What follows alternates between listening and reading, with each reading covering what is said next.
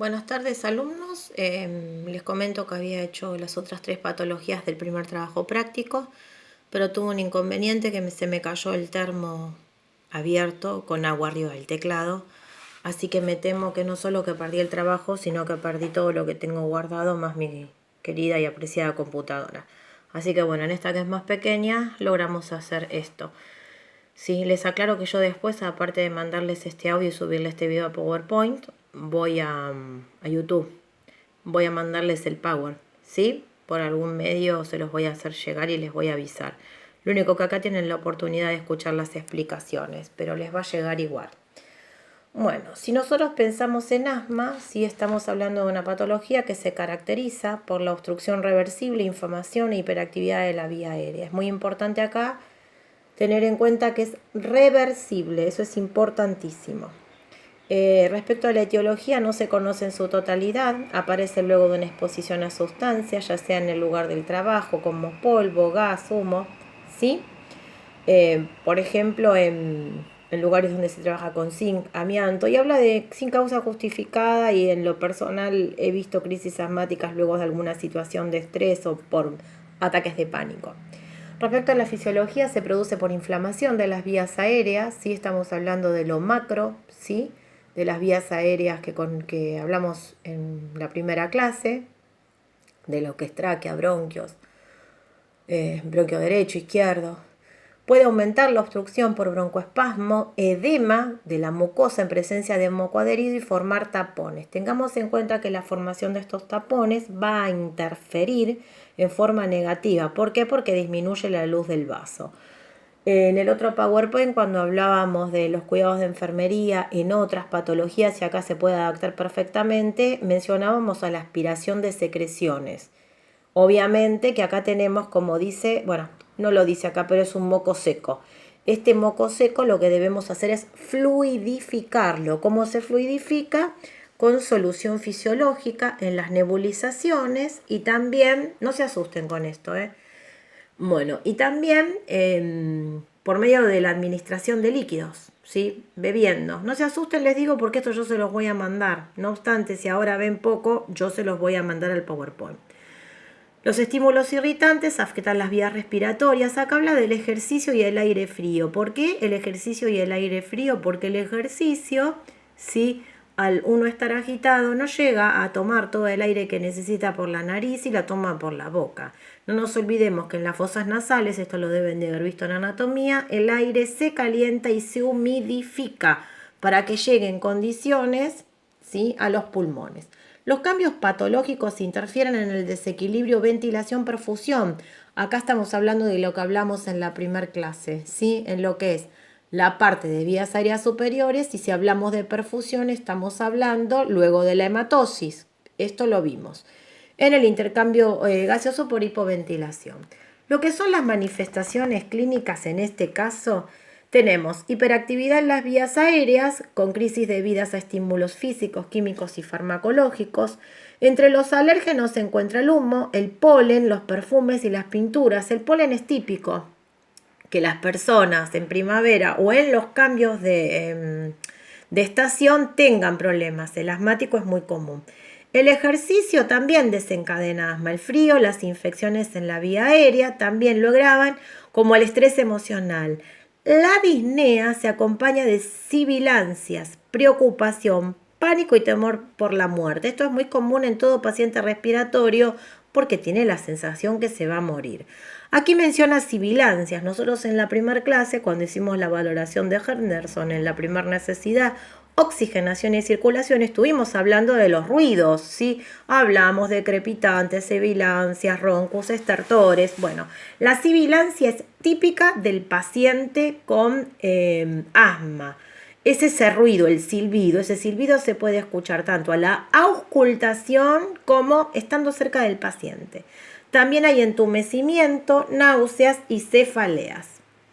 Bueno, acá se me fue una diapo, ahí está. Bien, ahí estamos. Otra de las cosas que hay es irritación y preocupación, sensación de muerte, tensión torácica, tos y sofocación. Me ahogo. La intensidad de la crisis se ve reflejada por la obstrucción del flujo, ¿sí? aéreo, del patrón respiratorio, ¿sí? Entre otras cosas. El patrón respiratorio, no sé si ustedes vieron el NANDA, ¿sí? Se habla de patrón respiratorio ineficaz. El paciente aparece sudoroso, ansioso, disneico, hipóxico, que se relaciona con la poca cantidad de oxígeno que le está entrando, el uso de músculos accesorios, que yo en la primera clase también se lo mostré, me paré yo y le mostré como el que el paciente respira con el tórax, ¿sí? Con el abdomen, con los esternocleidomastoideos, esos son los músculos accesorios. Lo más probable es que si nosotros no prestamos atención a esto, el paciente termine intubado, porque como todo músculo, se fatiga. Luego disminuye también el nivel de conciencia, si el paciente está desorientado. ¿Por qué? Porque no le está llegando oxígeno.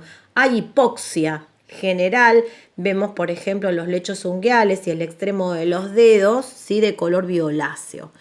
El tratamiento de los broncodilatadores. Bueno, yo en el otro PowerPoint les decía que cuando ustedes hablen de broncodilatadores, y también se los puse en las devoluciones, sepan cuáles son, pero esto es por ustedes, ¿sí? Necesito que sepan, esto lo vieron en fármaco, se usa salbutamol, sucipratropio, ¿sí?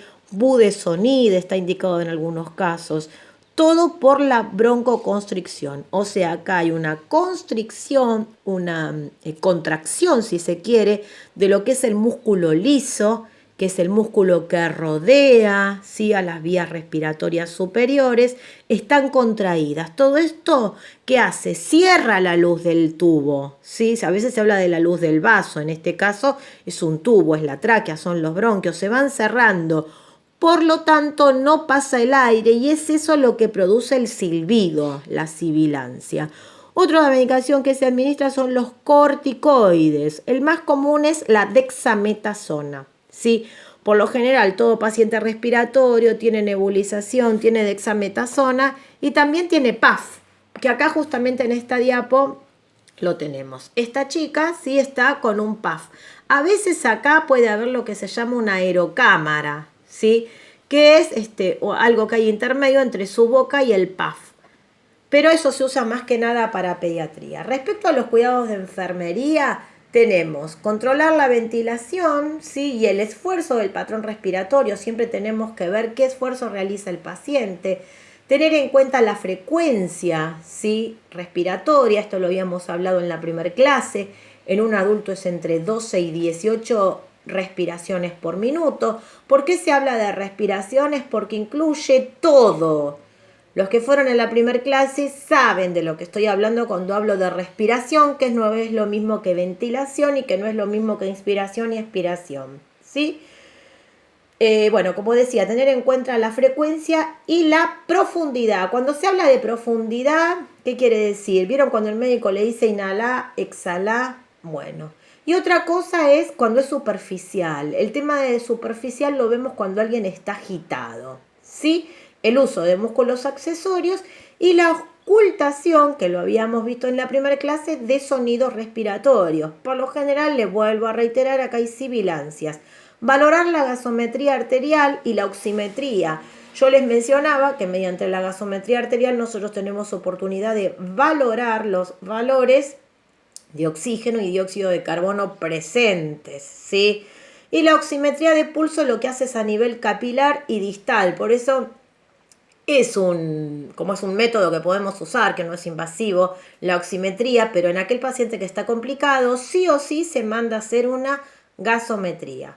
Tener en cuenta el riesgo de déficit de líquidos. Acá el déficit de líquidos está dado, ¿por qué? Porque el paciente, ustedes habrán estudiado en cuidados y modelos, tiene lo que es la pérdida de líquido por orina, por transpiración, y hay una pérdida que es justamente por lo que es la respiración, la inhalación y la exhalación, que tiene que ver con pérdidas insensibles. Se llama insensible porque es muy poquito. Igual que con el aumento de la temperatura también se pierde líquido. Ahora, ¿qué sucede? Cuando esta inspiración y expiración es más frecuente, de 18 pasamos a 32, se pierde mayor cantidad de líquido, entonces hay que administrar líquido. Por otra parte, el tema de la administración de líquidos es sumamente importante porque también fluidifica la mucosidad.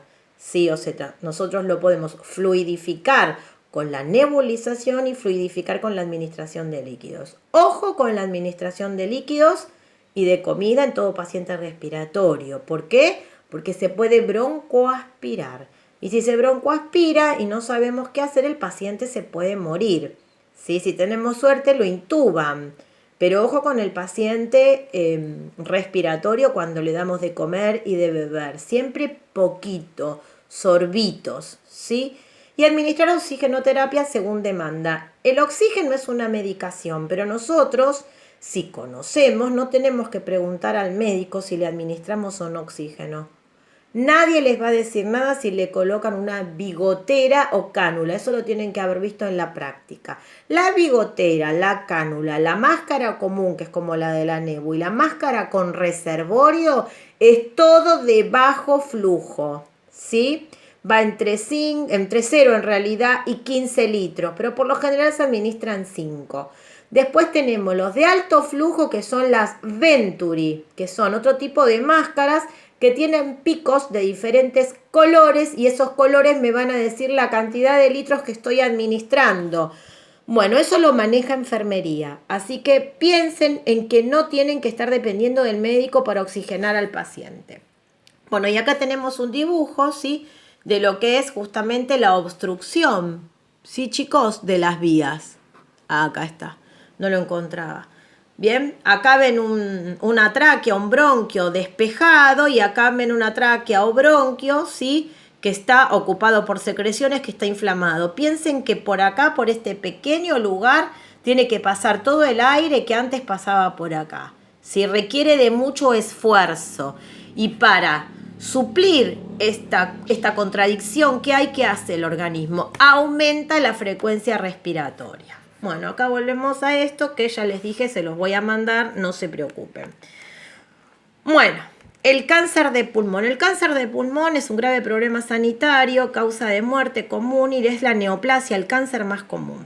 La etiología, el porqué, bueno, principalmente es el consumo de tabaco, aunque hay gente con cáncer de pulmón que jamás ha fumado. Agentes físicos y químicos, sí, generalmente por inhalación. Acá tenemos de nuevo aquellas personas que se han expuesto, ¿sí?, en su trabajo, por ejemplo, agentes químicos. Bueno, no es el caso de cáncer de pulmón, pero se acuerdan de esta persona de Entre Ríos, que no recuerdo el nombre, que justamente tuvo cáncer producto de su contacto con químicos. ¿Se acuerdan? Fue hace muy poco.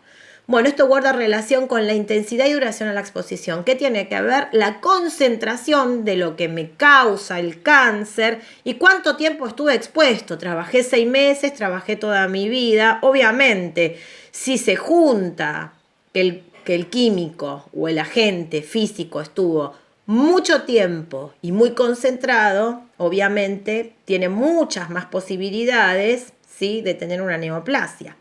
Generalmente se origina en los bronquios, el cáncer de pulmón, y de allí al resto del sistema, ¿sí? Luego causa metástasis, que es lo que conocemos como estaba tomado, en los huesos y en el ilio. El ilio es el lugar donde entran y salen vasos, o sea, arterias, nervios linfáticos del pulmón. Eso es el ilio, es una región. Manifestaciones clínicas. Bueno, el principal es la tos, ¿sí? Son pacientes por lo general fumadores, ¿sí?, con EPOC y tos productiva. La tos, ¿sí?, también suele darse durante la radioterapia, ¿sí? Esta interfiere en el tratamiento y en la respuesta, ¿sí?, inmune que va a tener el paciente. La disnea es un importante problema y varía según la enfermedad y con la invasión que tenga el tumor. La aparición de hemóptisis se relaciona con escupir sangre, que también se da en el tuberculoso. Se da de forma paralela a la erosión del epitelio, es por eso que se produce. Se erosiona, se gasta el epitelio y obviamente quedan al descubierto los vasos sanguíneos, se lastima todo. El patrón respiratorio puede variar y tornar a ser superficial, como les decía hace un rato, ¿sí? ¿Por qué no lo hace profundo? Porque le duele. Bien, esto creo que yo en un momento les hablaba también del paciente quirúrgico, que muchas veces puede terminar en un paciente respiratorio, aunque esté operado, no sé, de vesícula, porque tiene miedo a respirar. Bueno, por la respiración superficial el pulmón no se expande y da lugar a la atelectasia, ¿sí?, que es cuando el pulmón termina como colapsado. Eso es una atelectasia. Bueno, Aparece el dolor torácico, ¿sí? Aparece cuando el tumor invade estructuras respiratorias, huesos, músculos. El tumor puede ocluir el retorno venoso, entonces ya ahí tenemos otro problema, ¿sí? A nivel de las venas cavas. Puede observarse edema en la cara, cuello y brazos. Esto está relacionado con la parte circulatoria. El edema también conduce a la obstrucción de las vías aéreas, la disnea, la dificultad respiratoria. Y en algunos pacientes hay metástasis. Ya estamos hablando de que va avanzando en la cavidad torácica, sistema nervioso, entonces ya tenemos cefaleas, paresia, focales, entonces en un solo lugar, convulsiones, ¿sí? Y afasia, ¿sí? Ya tenemos un paciente que no mueve bien, no articula bien su cara. Otra son los derrames pleurales asociados a la disnea. Y en el diagnóstico, acá intervienen lo que hablábamos la primera clase, la clase que les subí, ¿sí? Donde yo les daba un pantallazo de los estudios. Bueno, acá tenemos que en el diagnóstico vamos a pedir radiografías, va a pedir el médico. Esputo, que es escupir, broncoscopía, biopsia, ¿sí? Transtorácica y toracotomía exploradora. El tratamiento, ¿sí? Depende del tipo de tumor y del estadio, ¿sí? Si está avanzado, si recién comienza. Puede emplearse radioterapia, quimioterapia, ¿sí? También cirugía. La extirpación está indicada en los primeros estadios, ¿sí? No luego. Puede haber recesión de una parte del pulmón o lobectomía. Cuando hablamos de lobectomía, como lo dice la palabra, es un lóbulo. Otras alternativas de tratamiento son la radioterapia, la quimioterapia, ¿sí? Y tratamientos paliativos, ¿sí? Que es cuando ya no hay nada para hacer y es la famosa muerte digna. Bueno, la prevención para todo esto es fundamental, ¿sí? Y el fumador ya se sabe que tiene su vida reducida, si se quiere. Cuidado de enfermería, valorar la presencia de disnea, la limpieza de vías aéreas, el patrón respiratorio, observar la dificultad para la expectoración, evaluar el intercambio gaseoso, la gasometría arterial, la oximetría y prestar atención al estado nutricional, ¿sí? Tener cuidado con la administración de comida y bebida. No recuerdo si les dije el tratamiento y ahora estoy en duda de lo primero que vimos. A ver que me fijo. Sí, bueno, perfecto. Broncodilatadores y corticoides. También se suele utilizar, por un tiempo se había dejado de utilizar. Hace 10 años se dejó de utilizar algo que se llamaba aminofilina. Ahora, este viernes yo asistí a una capacitación y parece que se vuelve a usar. La aminofilina y la teofilina tienen muchos efectos adversos, por eso se había dejado de usar. Bueno, ahora con el tema del COVID parece que se vuelve a usar. Eso es lo que les quería comentar.